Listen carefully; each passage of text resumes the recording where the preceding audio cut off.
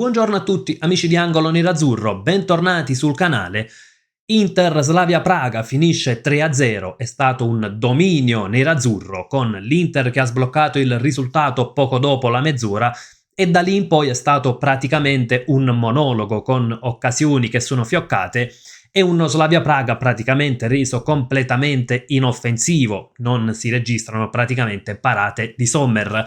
Al di là della differenza tecnica però che c'è tra le due squadre, e naturalmente non è da sottovalutare, dal mio punto di vista l'Inter è stata brava a far sembrare tutto incredibilmente semplice, interpretando bene la partita, andando a sfruttare dei punti deboli dello Slavia Praga che vedremo anche alla lavagna tattica. Vi ricordo come al solito, prima di iniziare, anche un bel like al video e l'iscrizione al canale. Come dico sempre, operazioni semplicissime che però piacciono tantissimo a YouTube, quindi insomma cerchiamo di aiutare anche in questo modo il canale. Iniziamo innanzitutto dal sistema di gioco scelto dall'allenatore dello Slavia Praga. Era un 3-4-2-1, quindi un sistema di gioco quasi a specchio, potremmo dire. Non è stata la solita difesa a 4, sistema di gioco che prevedeva 2 trequartisti e il centravanti anche per andare a pressare la prima costruzione dell'Inter.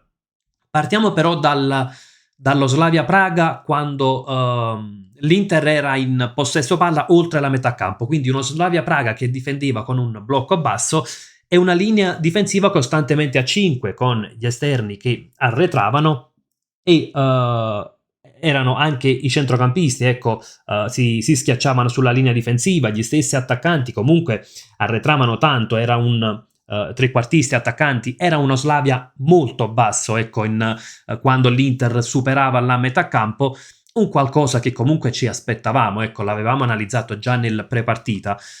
Una linea difensiva che praticamente non veniva mai rotta ecco, questa linea a 5, perché cosa accadeva? Ecco, proviamo a spostare anche le pedine, soprattutto di centrocampisti ed esterni, in modo da avere una visuale più chiara. Cosa accadeva quando uno dei difensori usciva?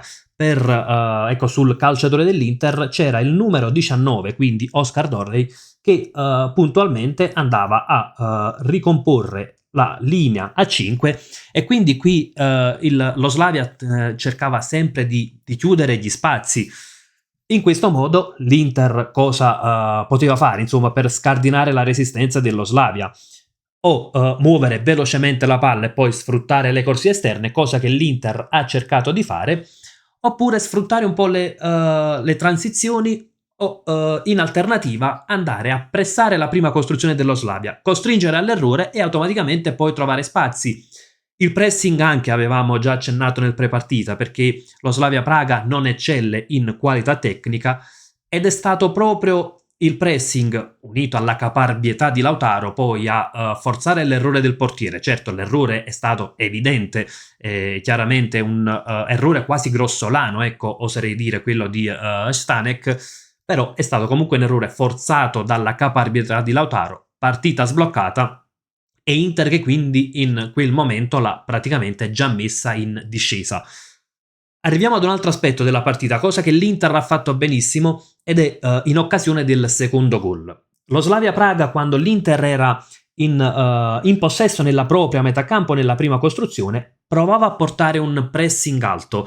In realtà però non era un pressing molto ben coordinato. Ecco, c'era pressing fatto innanzitutto dai 3 attaccanti che andavano praticamente quasi ad essere in linea, e c'era puntualmente uno dei centrocampisti, solitamente il numero 10 Zafeiris, che si alzava a formare quasi una linea a 4 in questa zona di campo. Ecco, forse la rende meglio l'idea, ecco, spostare così le pedine.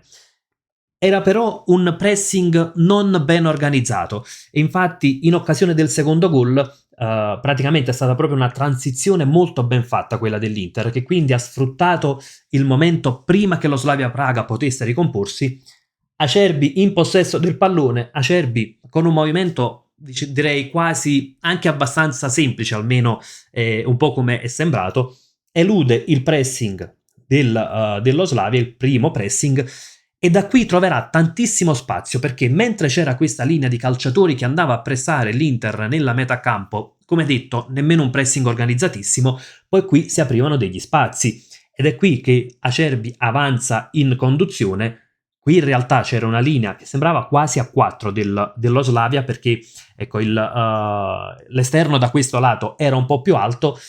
Acerbi da questa zona di campo ha trovato benissimo l'imbucata per Thuram, ecco, proprio direi tra il terzo di difesa e quello che doveva essere il quinto, che però era troppo avanzato. Poi è stato bravissimo Thuram nell'azione ad evitare, ecco, il difensore dello Slavia, a mettere palla al centro e portare quindi il 2-0 con Dumfries. Qui è un altro punto che avevamo analizzato nel prepartita, ovvero quale? Che la linea difensiva, quando viene attaccata, lascia comunque degli spazi. Ecco, il passaggio che Acerbi fa a Thuram è sembrato abbastanza semplice, anche perché Acerbi non è certo un calciatore che eccelle per doti di regista. Però insomma, ha saltato il primo pressing, ha trovato spazio, linea difensiva avversaria che è stata attaccata, e poi è stato, non dico semplice, perché Thuram fa comunque una gran bella giocata, però sicuramente, ecco, ha mostrato tanti limiti tattici dello Slavia.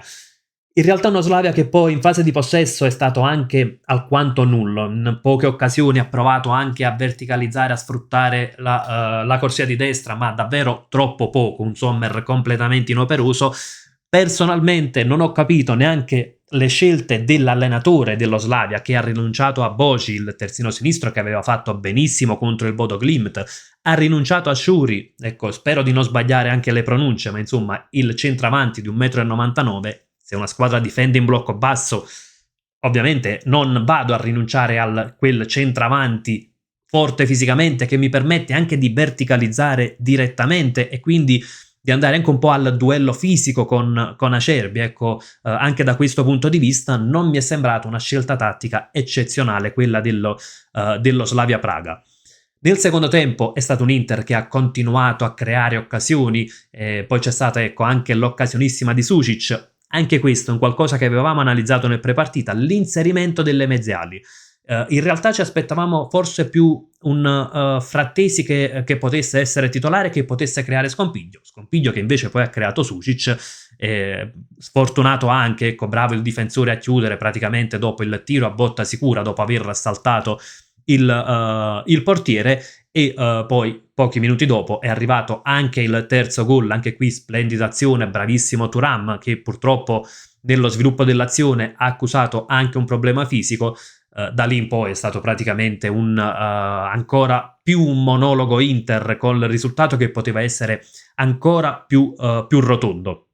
Come detto, bene Sušić, perché si è dimostrato ancora una volta un centrocampista di grande qualità, molto dinamico, bravo negli inserimenti, in regia quando si tratta di recuperare palla. Quindi insomma io continuo a pensare che Sušić, come ho detto tante altre volte, debba essere considerato un titolare di questa Inter. In generale bene comunque, ecco, un po' tutta l'Inter. Difficile trovare dei punti negativi in una prestazione dove praticamente l'Inter va a totalizzare quasi un 4 di XG, ecco, 3,97 per la precisione, dove secondo le statistiche di diretta.it l'Inter totalizza 9 grandi occasioni a 0, quindi insomma davvero un Inter in cui tutto è andato per il meglio. Il clean sheet è arrivato ed è il secondo consecutivo, anche se, come dicevo, va contestualizzato il tutto.